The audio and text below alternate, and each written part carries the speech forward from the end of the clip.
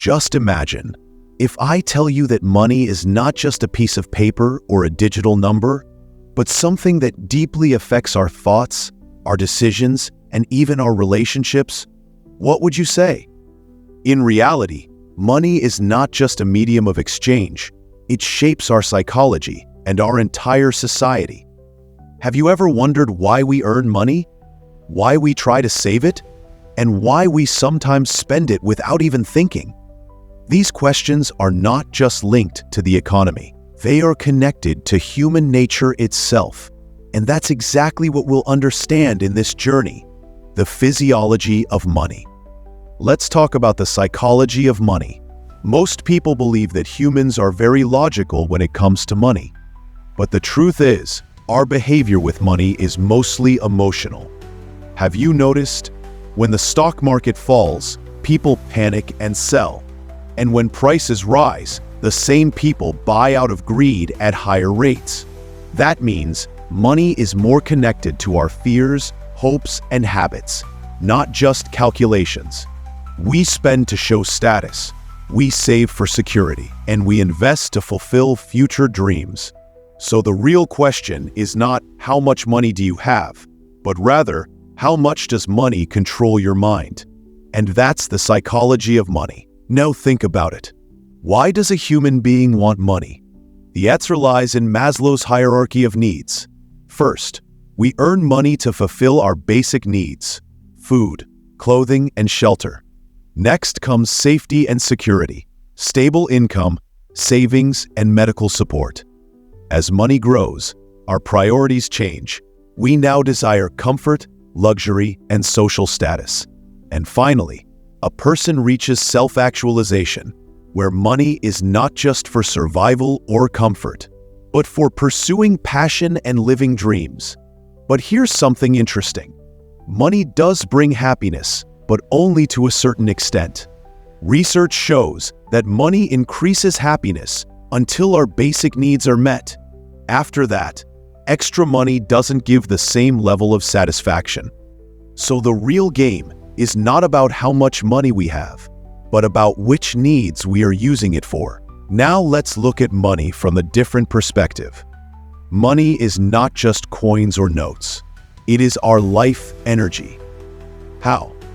Because where does money come from? From our time, our hard work, and our skills. That means when we earn money, we are actually converting our life energy into currency. And when we spend money, we are transferring that same energy into something else. For example, if you worked 8 hours and earned $100, and you spend it on a luxury item, you've actually given 8 hours of your life to that thing. So next time you spend money, ask yourself, is this worth my life energy? When you look at money this way, your financial decisions will naturally become wiser. Now think, what effect does money stress have on our body? Many of you must have felt it. The moment financial problems arise, you lose sleep, your stomach feels uneasy, and your mind is always restless. In fact, money-related stress directly affects our body's physiology. Science says that financial stress increases cortisol, the stress hormone in our body. And this hormone disrupts sleep, raises blood pressure, and in the long run, damages both heart and mental health. But here's the interesting part. When our financial situation is stable, the body relaxes too. That means money doesn't just improve lifestyle, it also controls our health and overall well-being. So if you want to stay physically and mentally strong, financial planning is just as important as exercise or eating healthy food. Now comes the most important question. How is real wealth built? Many people think earning more money is the only way. But the truth is, wealth is built not just by earning, but by our spending and saving habits. Think about it. If someone earns a lot but spends just as much, what will remain in the end? On the other hand, if someone earns less but consistently saves and invests with discipline, over time, that person will become wealthier. And here's where the magic of compounding works. Small financial decisions, like saving a little daily, avoiding unnecessary expenses, or investing systematically, create exponential growth over time. It's just like a tree. A seed is small, but with patience and care, it grows into a big tree that gives shade and fruit.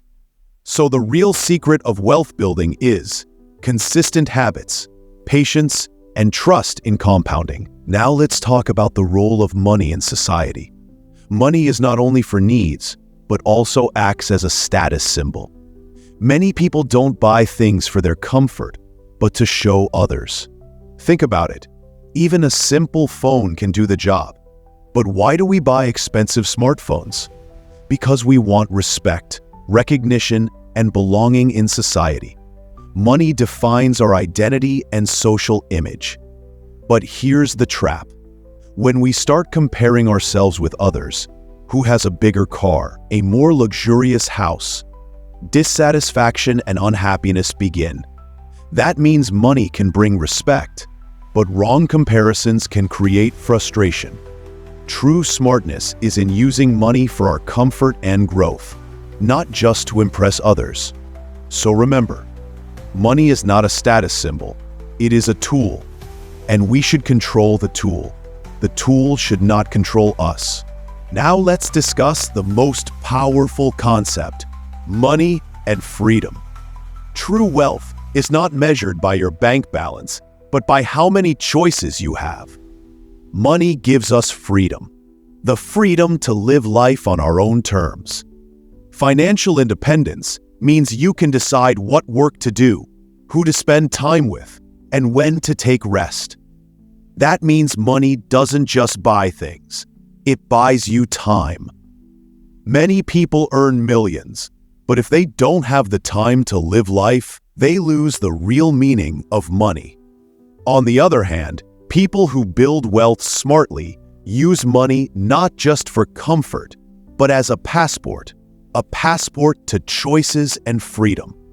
So remember, true richness is not how much money you have, but how much control and freedom you have over your life.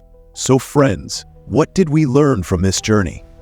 Money is not just currency, it is a force that impacts our psychology, our body, and our society. Sometimes it gives us security, sometimes it brings stress, sometimes it gives us status, and sometimes it traps us in useless comparisons. But the real truth is, money is a tool, and this tool is in our hands. If we use it with the right mindset and healthy habits, money can give us not just comfort, but health, growth, and the greatest thing of all, freedom. So always remember, money is not the purpose of life. It is a medium to make life better. And that is the true lesson of the physiology of money.